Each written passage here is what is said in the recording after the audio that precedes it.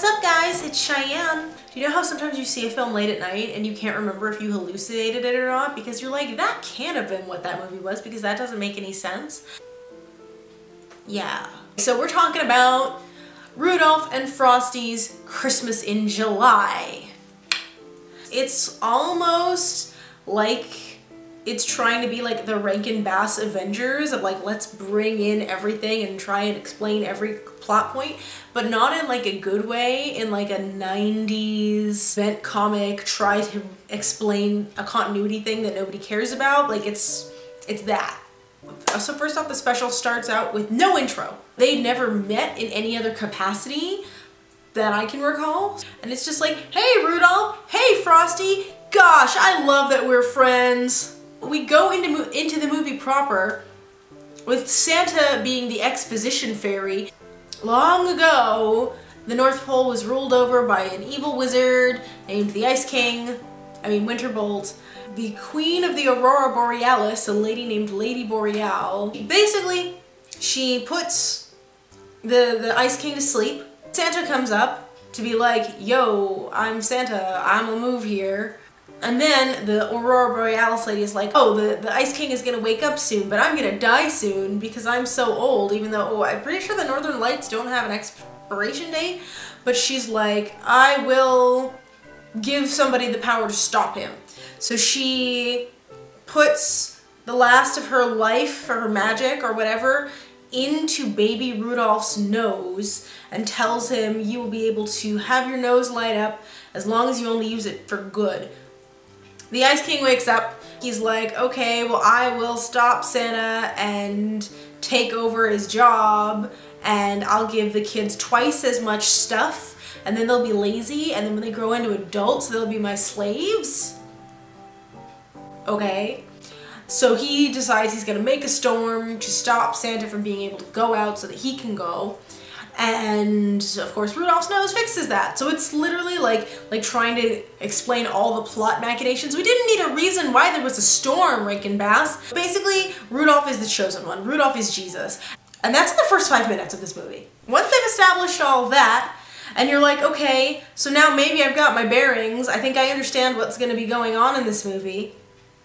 Some random dude we've never met before flies down in a hot air balloon. Rudolph's like, oh yeah, that's Milton the Ice Cream Man. We totally know him. Don't you know him from the other times that he's showed up? He's never showed up. And he's like, I'm miserable because I'm in love with this girl who works at the circus and we were gonna get married on the tightrope, but then her mom who runs the circus is broke, so we can't get married now because the circus is going to close down.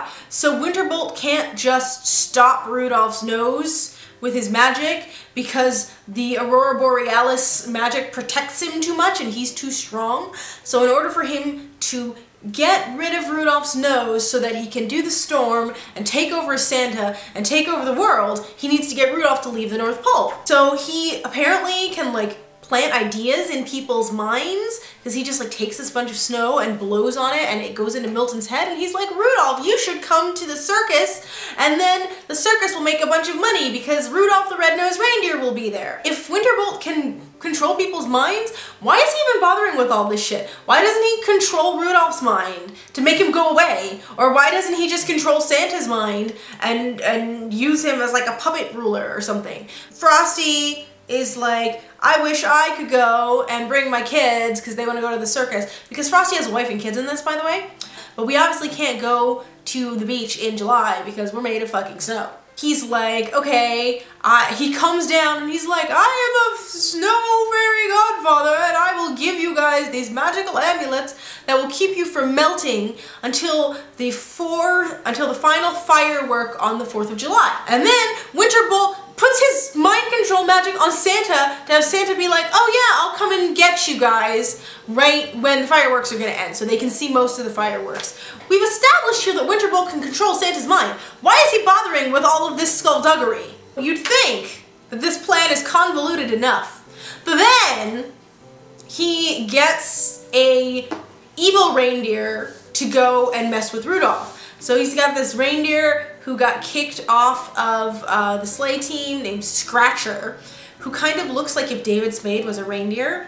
Then he decides to have a big storm happen so that Santa Claus and Mrs. Claus can't go and pick up Frosty and his family. So basically, Scratcher goes and tricks Rudolph into unknowingly stealing all of the money from the circus because his nose stops if he ever does evil with it. His nose stops working even though he didn't do anything evil. He was misled and tricked, but I guess because other people think he stole, that counts, which that seems really messed up to me. The fireworks are happening, and Santa isn't there to come and pick up Frosty and co. Honestly, it's kind of horrifying because they're watching the fireworks and they know how many fireworks there are. There's 100 fireworks and they're counting the fireworks off and they know they're going to melt as soon as the fireworks end, and the kids don't know, so they're just like, kids, be brave, and they're sitting there watching the fireworks like staring death in the face. And it's like, what kids movie needs this? Then Winterbolt comes in with his ice snakes and he's like, I will extend the power of the amulets so that Frosty and co don't melt, but you can't tell anybody that you did not know that you were stealing. He still has to keep working for the circus, so the fact that they let him stay doesn't make any sense to me. And he has to just like perform without his nose to these booing crowds of people that just hate him. And it's just like so just depressing and almost disturbing. Winterbolt is back at the North Pole and he's like, yes, I've won everything. So he wants Frosty's hat now, all of a sudden, out of the blue, so that he can use it to create an army of evil snowmen to take over the world. Frosty's the only other person that knows what happened, basically. And he feels really bad, and he's like, I wish that there was some way for me to clear Rudolph's name. So then he goes to Frosty and is like, I will give Rudolph the power to have his nose back if you give me your hat. His wife and children just have to come out and stare at effectively what's his corpse. And it's just like, why? Why are we having all of these ridiculously, unnecessarily dark turns in this movie? I don't understand it at all. Basically, Rudolph like fights the snakes and he wins and he gets the hat back. And him getting the hat back somehow makes his nose work again. He brings Frosty back to life. Let's see. Oh! I forgot in all of this. So while Rudolph still doesn't have his powers, he is like sitting and sulking and looking out at the water, and a whale with a clock for tail shows up. Now this character is a character from Rudolph Saves the New Year. He's a character that exists, but if you haven't seen that special, you have no idea who he is. He's literally just like, hi, I'm a whale who has something to do with time and I have a clock on my tail. He just shows up for 5 minutes to be like, hi, I exist. Bye, I'm going to South America. So Frosty and Rudolph are super happy, and Winterbolt shows up and he's like, you haven't defeated me yet. I still have my ice staff made of ice that is the source of my powers. So Ethel Merman stops him by destroying the staff with her guns. Not by shooting at him, but by chucking the guns at him. And that shatters the staff, and then he turns into a tree for some reason, which was not foreshadowed at all. But oh wait, Winterbolt's magic is the thing that's keeping Frosty and family alive. So Frosty and family literally freaking melt into puddles in this kids movie. What is this? Like, why? I don't understand it. So the whale comes back and is like, hey, I brought Jack Frost and he can bring them back to life by blowing his cold air at them. So again, you see why I'm saying this is like trying to be like the Avengers. There's just like literally every Rankin Bass Christmas character we have, except for the little drummer boy, because I guess he was dead. So this movie frustrated me far more than I expected. It felt like a dark and gritty fanfic written by a 12-year-old who still really likes Rudolph the Red-Nosed Reindeer but doesn't entirely want to admit it and listens to like My Chemical Romance.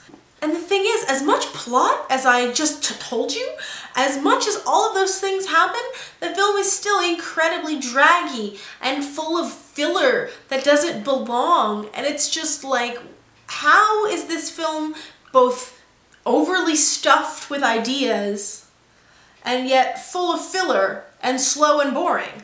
And I'm not one of those people that thinks kids' movies have to be super sweet and joyous. Like, one of my favorite movies is Hunchback of Notre Dame, and I love that movie as a kid.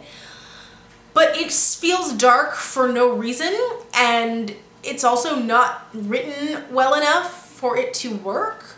And Do you go to the Rankin Bass specials for deep, complex storytelling? No, you go to them because they're fun and they're cute and it's Christmas time. Like, what is this mess? This took it out of me. I'm gonna go and do something else. Now I want to hear from you. What is the weirdest or darkest Christmas special or Christmas movie that you've watched? Because I am just fascinated by this and I might want to watch one or two more. All right, well, I will see you guys next time. Merry Christmas. Bye.